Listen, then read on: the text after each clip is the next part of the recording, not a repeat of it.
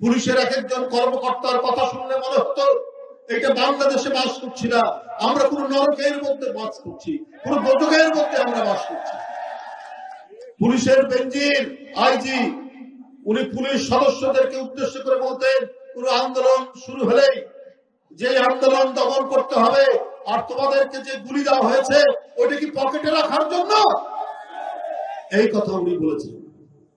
আরো তার অনেক কর্মকর্তারা কি গন্ধ, কি স্পর্ধা, এই দিয়ে তারা বিএনপির আন্দোলনকে দমনের চেষ্টা করেছেন। গুম, করেছেন গুপ্ত হত্যা, করেছেন ট্রান্সফার।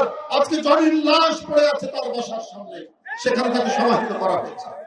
আজকে ইলিয়াস আলী, চৌধুরী আলম, হুমায়ুন কবির পারভেজ, আজকে সাইফুল ইসলাম হিরো, যারা সংসদ সদস্য ছিলেন, যারা নির্বাচিত প্রতিনিধি ছিলেন, তাদেরকে গুম করে দেওয়া হয়েছে, অদৃশ্য করে দেওয়া হয়েছে। কোথায় তারা? হয়তো কোন আয়না ঘরের মধ্যে তাদেরকে দিন যাপন করতে হয়েছে। তারপরে দিনের পর দিন, রাতের পর রাত তাদের উপর অকথ্য অত্যাচার করে তাদেরকে মেরে ফেলে হয়তো শীতলক্ষা নদীর ধারে, হয়তো পদ্মা নদীর পরে, অথবা কোন মেঘনা নদীর ধারে তাদেরকে পুঁতে দেওয়া হয়েছে। তাদের হদিশ আর কেউ জানে না, তাদের হদিশ কেউ পায়নি। শেখ হাসিনা মনে করেছেন, আরে আমার বিরুদ্ধে যে কথা বলবে, যে সমালোচনা করবে, তাকে আমি এইভাবেই সাজা দিব, আমার কিছুই হবে না, কিছুই হতে পারে না। জনগণ তার নাম দিয়েছিল মাফিয়া শেখ হাসিনা। এটা কি মিথ্যে কথা ছিল? মিথ্যে কথা তো ছিল না। বন্ধুরা আমার, গুম, গুপ্ত হত্যা, ক্রসফায়ার, রাজনৈতিক দল, বিরোধী দল, এরা যাতে কোমর সোজা করে উঠে না দাঁড়াতে পারে, এই কারণে যত রকমের পদ্ধতি আছে তিনি ব্যবহার করছেন। কারণ এইটাই, তিনি মনে করতেন জনগণের সম্পত্তি, জনগণের টাকা, এইটা তার ব্যক্তিগত টাকা, এই টাকা তার ছেলে জয়ের, এই টাকা তার মেয়ে পুতুলের, এই টাকা তার ভাগ্নি টিউলিপের, এটা মনে করতেন তিনি। তাই তার সময় 28 লক্ষ কোটি টাকা বাংলাদেশ থেকে পাচার হয়ে গেল। আমরা কি শুনলাম? তার বিশ্বস্ত একজন ব্যবসায়ী, তার ভাগ্নি ইংল্যান্ডের পার্লামেন্টের এমপি, তাকে গিফট দেওয়া হয়েছে ইংল্যান্ডেরই লন্ডনের একটি অভিজাত এলাকায়। শুধু তাই নয়, তার যে ছোট বোন অবন্তী নাকি নাম, তাকেও দেওয়া হচ্ছে। কিন্তু সব জায়গায় তো পার পাওয়া যায় না। এখন বিষয়গুলি ধরা পড়ছে। আপনার মন্ত্রিত্ব চলে গেছে, এমপিত্ব যাওয়ার পথে।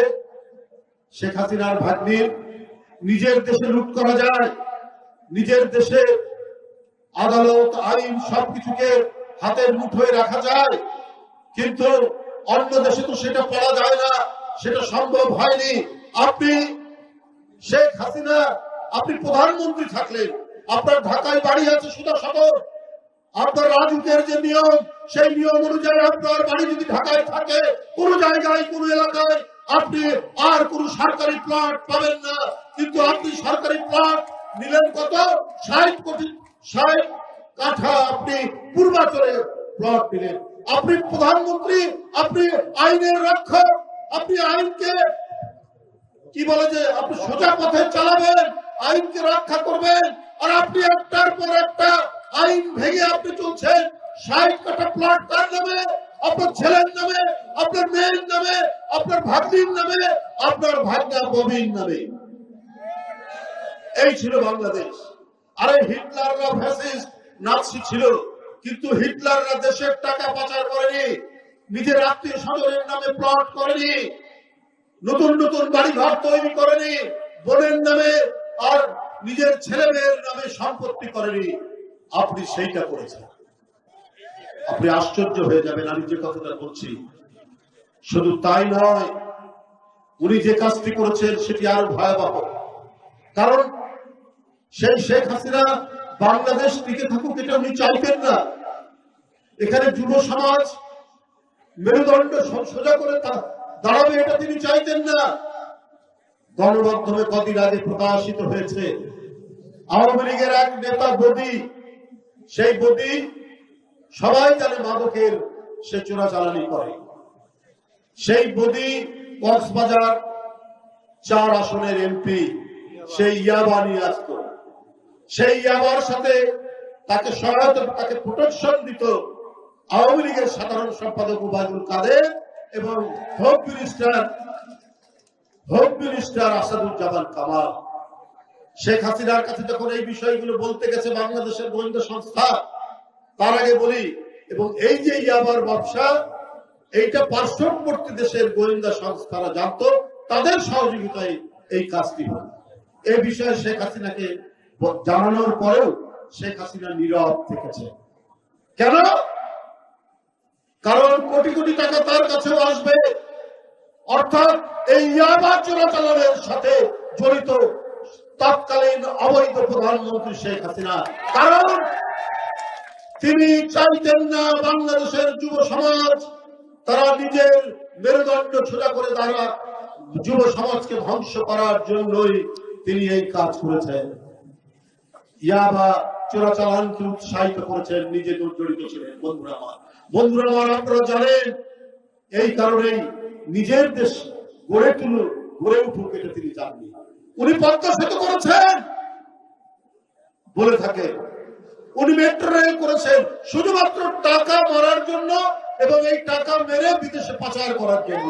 আপনি দুবাই, আপনি মালয়েশিয়া, আপনি কানাডা, পৃথিবীর বিভিন্ন দেশে তার যে টাকা পাঠিয়েছেন সেটি আস্তে আস্তে উঠে আসছে। আপনি ভারতের উপর বিদ্যুৎ, খনিজ, গ্যাস এটা নির্ভর করেছেন কেন? আপনার তো অত্যন্ত প্রিয় দেশ। আপনার বাংলাদেশে যে বিদ্যুৎ উৎপাদন হয় তার প্রতি ইউনিটের দাম হচ্ছে 8 টাকা, আর ভারতের আদানির কাছ থেকে যে বিদ্যুৎ কেনেন তার দাম হচ্ছে 12 টাকা। কেন এত দাম দিয়ে কিনেছেন? এই টাকার একটা শেয়ার শেখ হাসিনা পাবেন, শেখ পরিবারের কোন লোক পাবে, শেখ পরিবারের কেউ না কেউ পাবেন। এই কারণেই আদানি সে ঝাড়খণ্ডে কয়লা পুড়িয়ে, তাও কি বাজে কয়লা পুড়িয়ে সেইখানে বিদ্যুৎ উৎপাদন হবে, সেই উৎপাদন ঝাড়খণ্ড থেকে নিয়ে আসবে বাংলাদেশে। অর্থাৎ তিনি তাকে ক্ষমতায় রাখার জন্য, অবৈধভাবে ক্ষমতায় রাখার জন্য বারবার তিনি জনগণকে বাদ দিয়ে, ভোটকে ত্যায্য করে, ভোট কেন্দ্রে কোন ভোটারকে যেতে না দিয়ে তিনি যে বারবার প্রধানমন্ত্রী সরকার গঠন করেছেন, এই সরকার পৃথিবীর কোথাও স্বীকৃতি না পেলে, কেউ সমর্থন না দিলে একমাত্র পার্শ্ববর্তী দেশ শেখ হাসিনাকে সমর্থন দিয়েছে। এই সমর্থন দেওয়ার কারণে ভারত যা চেয়েছে তাই দিয়েছে। একবার নিজের মুখে শেখ হাসিনা বলেছেন, আমি ভারতকে যা দিয়েছি কোনদিন ভুলতে পারবে না। আপনি কি দিয়েছেন জানি না, এখন বের হচ্ছে একটার পর একটা যা দিয়েছেন। এর সাথে আপনি সবচাইতে দামি যে জিনিসটা দিয়েছেন সে জিনিসটা হচ্ছে বাংলাদেশের স্বাধীনতা, সার্বভৌমত্ব একটু একটু করে তাদের কাছে বিক্রি করতে আপনি চেষ্টা করেছেন। কিন্তু জনগণের অদম্য সাহস, ছাত্র জনতার বীরত্বের কাছে আপনার এতই ক্ষমতা, আপনার আইন শৃঙ্খলা বাহিনী, র্যাব, পুলিশ সেই দিন আর কেউ শেখ হাসিনাকে পাহারা দিতে পারল না। আল্লাহর মায়ের কি বলে এটা, দুনিয়ার বাহির, সবকিছু ছেড়ে দিয়ে দলের নেতা কর্মী যারা বড় বড় কথা বলেছে তাদেরকে বাদ দিয়ে তিনি পালিয়ে চলে গেলেন বাংলাদেশ থেকে। এটি একটি বিরল ঘটনা। যারা নিজ দেশের জনগণকে অত্যাচার করে, যারা নিজ দেশের জনগণকে ভয় ভীতি দেখায়, যারা নিজ দেশের জনগণের কণ্ঠের আওয়াজ কেড়ে নেয়, তারা কোনদিন জনগণের কাছে সমাদৃত হতে পারে না, টিকে থাকতে পারে না। তারা ভীত শিয়ালের মতোই দেশ থেকে পালিয়ে যেতে হয় তাদেরকে, সেই পরিস্থিতি হয়েছে। বন্ধুরা আমার, আমি আর বক্তব্য দীর্ঘায়িত করতে চাই না, সন্ধ্যা হয়ে আসলো। মামুন এখানে একটি কথা বলেছেন, সেটা হলো আমরা জামাত ইসলামকে সমর্থন করিনি, আমরা জামাতকে আমাদের উদারতার কারণে, অর্থাৎ বিএনপি সরকারের উদারতার কারণে এই দেশে তারা প্রথম রাজনীতি করার সুযোগ পায়। শেখ মুজিবের সরকার নিষিদ্ধ করেছিল জামাত, কিন্তু বিএনপির সরকারের সময় তারা রাজনীতি করার সুযোগ পায়। কিন্তু আমরা সবসময় দেখেছি এই দলটির অন্য কিছু বিষয় না, একটা চরিত্র আছে, সেটা হচ্ছে মুনাফেকি। এই মুনাফেকি ছাড়া তারা কিছু করেনি। আমরা একসাথে আন্দোলন করলাম এরশাদের বিরুদ্ধে। হাসিনাও প্রথম দিকে ছিলেন, তারপরে কাউকে কিছু না বলে হাসিনা এরশাদের অধীনে নির্বাচনে চলে গেলেন। বেগম জিয়া বলেছিলেন, শেখ হাসিনা বলেছিলেন এরশাদের অধীনে যারা যাবে, বেগম জিয়া বলেছেন এরশাদের অধীনে যাব না আমরা নির্বাচনে, আর হাসিনা এক লাফ দিয়ে বলেছিলেন যারা যাবে তারা জাতীয় বেঈমান। 24 ঘন্টার মধ্যে গিয়েছিল, জামাতে চলে গেছে। এই যে ছাত্র জনতার এই আন্দোলন, এই রক্ত ঝরা আন্দোলন, ওইদিকে বেগম রোকেয়া বিশ্ববিদ্যালয়ের আবু সাইদ সে বুক চিতিয়ে বুলেট বরণ করে নিয়ে আমাদের আন্দোলনের ইতিহাসের যে জয় পতাকা নির্মাণ উড্ডীন করেছিল আকাশে, তারই অনুপ্রেরণায় ঢাকায় দেখেছি মুগ্ধকে, আমরা দেখেছি আহলাবকে, আমরা দেখেছি একের পর এক ওই শিশু বাচ্চারা নিজের আত্মদানের মধ্যে দিয়ে শেখ হাসিনার মতো এক ভয়ঙ্কর নৃশংস একজন দানবকে বাংলাদেশ থেকে যখন বিতাড়িত করালো এই সাহসী বীররা, তার কয়েকদিন পর জামাত বলে বসলো আমরা আওয়ামী লীগের সবকিছু মাফ করে দিব। তাহলে আপনি আবু সাইদের রক্ত কিভাবে মাফ করবেন? আপনি মুগ্ধের রক্ত কিভাবে মাফ করবেন? আপনি আহনাফের রক্ত কিভাবে মাফ করবেন?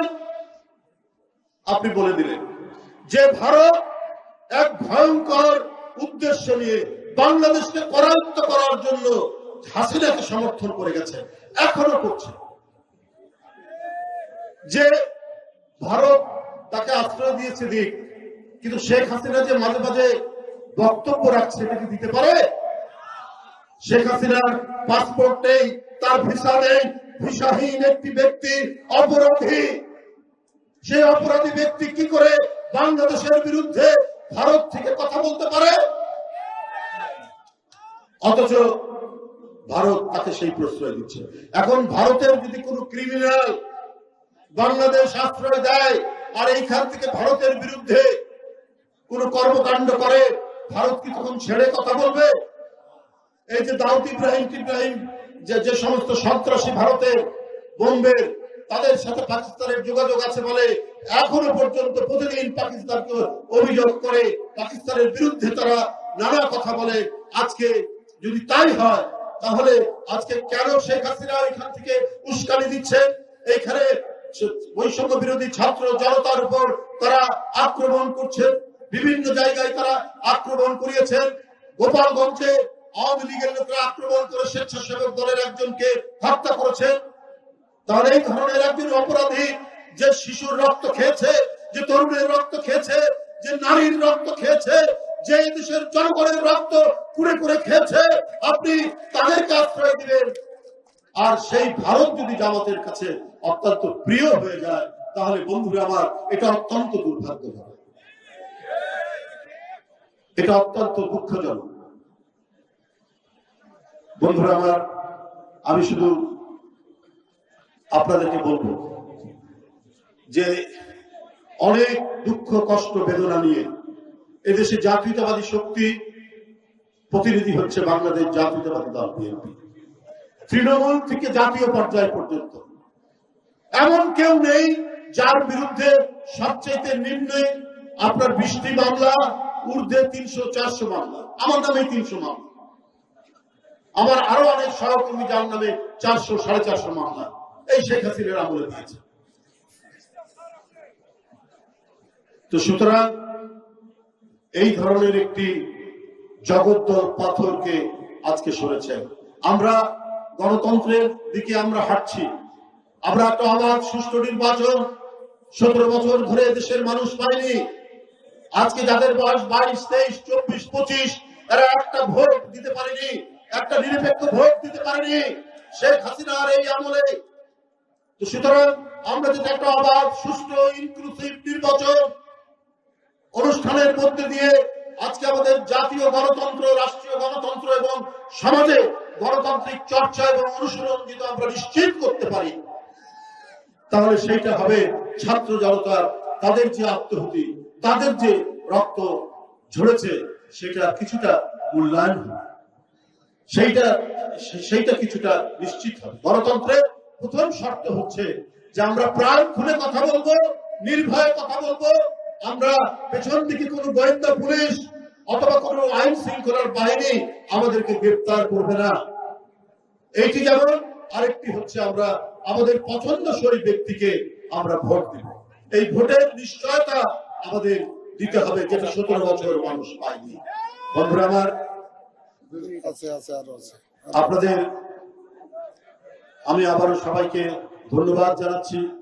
আগামী দিনে আমাদেরকে এগিয়ে যেতে হবে, নিজের পায়ে আমরা দাঁড়াবো। আমরা স্বাবলম্বী এই দেশ, এই দেশকে স্বাবলম্বী করে গেছেন শহীদ রাষ্ট্রপতি জিয়াউর রহমান, করে গেছেন দেশনেত্রী বেগম খালেদা জিয়া। আপনারা জানেন যে সেই যে খাল কাটার বিপ্লব, সেই যে শিক্ষা বিপ্লব জিয়াউর রহমান সৃষ্টি করেছিলেন, তৈরি করেছিলেন, যার মাধ্যমে আজকে এদেশের মানুষ কমপক্ষে একবেলা দুই বেলা খেয়ে পড়ে পড়তে পারে। ৭৪-এর দুর্ভিক্ষের পদধ্বনি আর শোনা যায় না, ৭৪-এর পুনরাবৃত্তি শোনা যায় না। এই কারণেই যে জিয়াউর রহমান যে খাল কাটার কর্মসূচি করেছিলেন, খাদ্য উৎপাদন দ্বিগুণের যে কর্মসূচি করেছিলেন, সেই দিন থেকে এই দেশ নিজের পায়ে দাঁড়িয়েছে। আমরা সেই সমস্ত অতীতের সোনালী দিনে ফিরতে চাই, আবার নতুন সোনালী দিন আনতে চাই। এই দেশ কারো তাবেদার হবে না, এই দেশ কারো গোলামি করবে না। আমরা আমাদের দেশ আমরা নিজেরাই পরিচালনা করব। কারো রক্তচক্ষু দেখে আমরা ভয় পাবো না। আমাদের দেশের মানুষ 18 কোটি মানুষ, এই 18 কোটি দেশের মানুষকে কেউ কখনো পদানত করে রাখতে পারবে না।